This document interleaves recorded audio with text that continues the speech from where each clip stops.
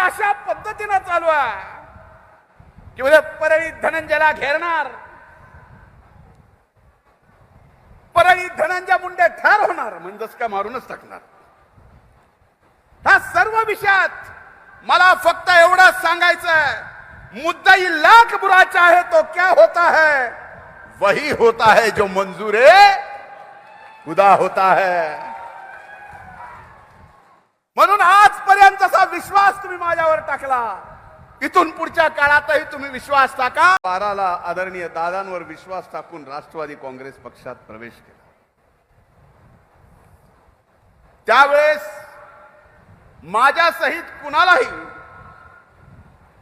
आज मी जे काय आहे ते होऊ शकतो याचा विश्वास माझ्या सोबत आलेल्या माझ्या सहकार्याला सुद्धा नव्हता. तो मात्र दादानी या ठिकाणी पूर्ण करून दाखवला. त्याबद्दल आपल्या सर्वांच्या वतीनं मी दादांचे मनपूर्वक आभार मानतो. दादा, अनेक गोष्टी झाल्या. आज मला मोकळेपणाने बोलायचं आहे. तुम्ही वेळेवर चालणार आहेत, पण आज या ठिकाणी मला वेळेच्या बाहेर जाऊन चालवायचं.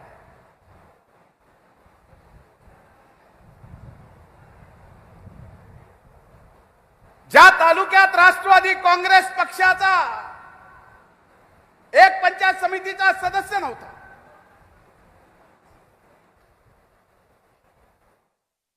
ज्या तालुक्याच्या शहरात राष्ट्रवादी काँग्रेस पक्षाचे 3 नगरसेवकाच्या वर नगरसेवक नव्हते,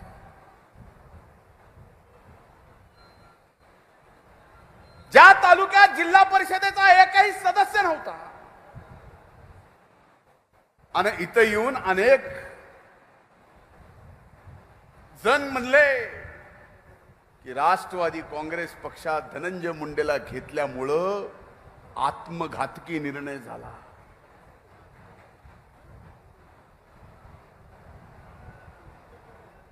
मी किती लहान आहे याची चर्चा झाली,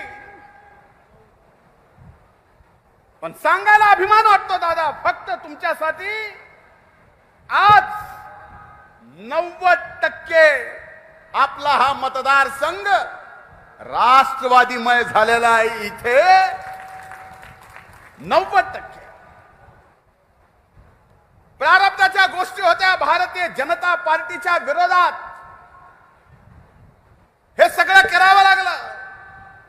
आज भारतीय जनता पार्टी, राष्ट्रवादी काँग्रेस आणि शिवसेना हे महायुतीचं सरकार एकत्र आहे. जय पराजय हे माझ्यासाठी महत्वाचं नाही. निवडणुकीमध्ये विजय मिळत राहील, हरतोल. आपणही 2014ला पराजय बघितला, माझ्या सर्व सहकार्यांनी 2017ला पराजय बघितला. आपल्याला जय पराजयाचा कधीच महत्वाचं वाटलं नाही, पण कायम तुमच्या मनात काम करून, तुमची सेवा करून, तुमच्या मनात स्थान निर्माण करावं, याच्या पलीकडे कुठलीही लालसा या माझ्या मनात नाही. हे प्रामाणिकपणानं आजही तुमच्या सर्वांच्या साक्षीने मी या ठिकाणी सांगतो.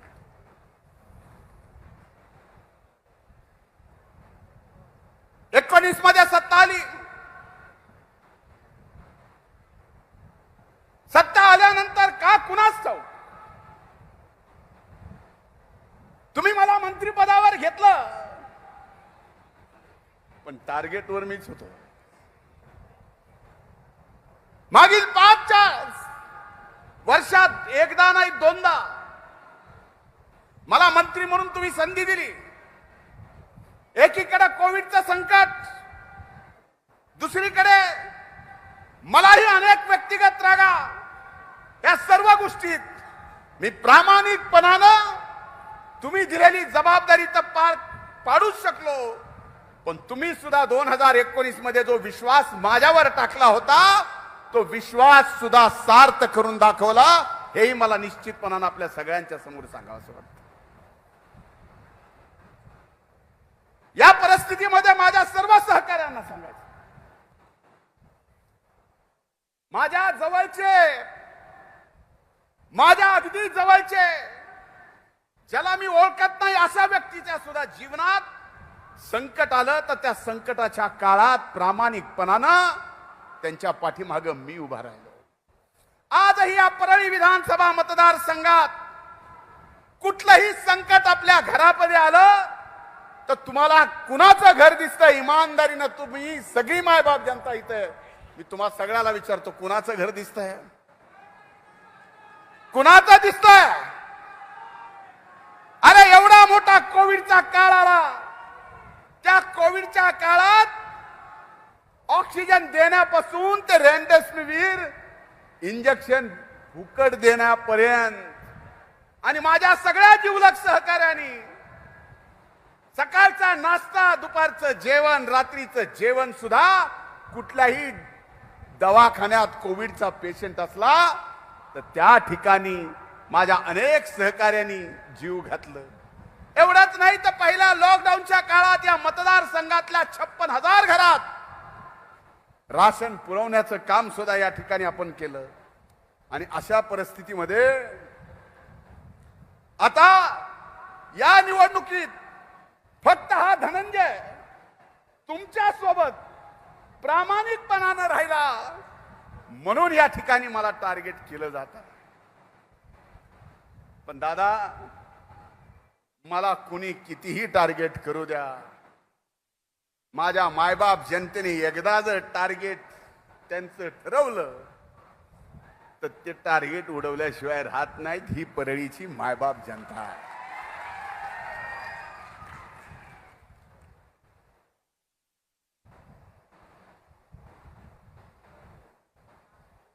दादा, मला एका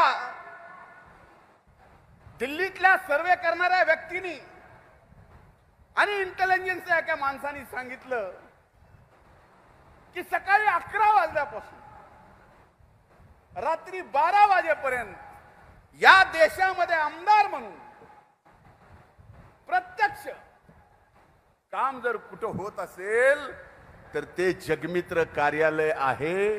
त्या जगमित्र कार्यालयामध्ये या ठिकाणी काम होतं. माझ्या अनेक सहकारी इथं आहेत. कुणी गावात त्यावेळेस त्याला ओळखीत नव्हतं. दादा, तुमच्या नेतृत्वाखाली आला, पठ्ठ्या आज गावचा सरपंच झालाय, पुढारी झाला. गावात एखादा सरपंच होता, तो आज मार्केट कमिटीचा सभापती झालाय. आज दीपक नाना आणि भैया इथं म्हणत होते की आम्हाला फोटो काढायचे, कदाचित दादा आम्हाला विसरले असतील.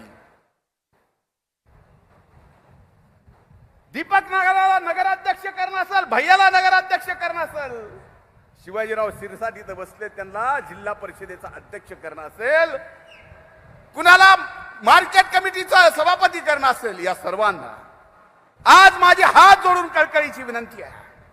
काही दिवसानंतर आपण निवडणुकीला सामोरे जाणार आहोत आणि या निवडणुकीला सामोरं जात असताना कदाचित 5 वर्षामध्ये माझ्याही चुका झाल्या असतील, काही झाल्या असतील तर मन मोठं ठेवून या ठिकाणी माफ करा.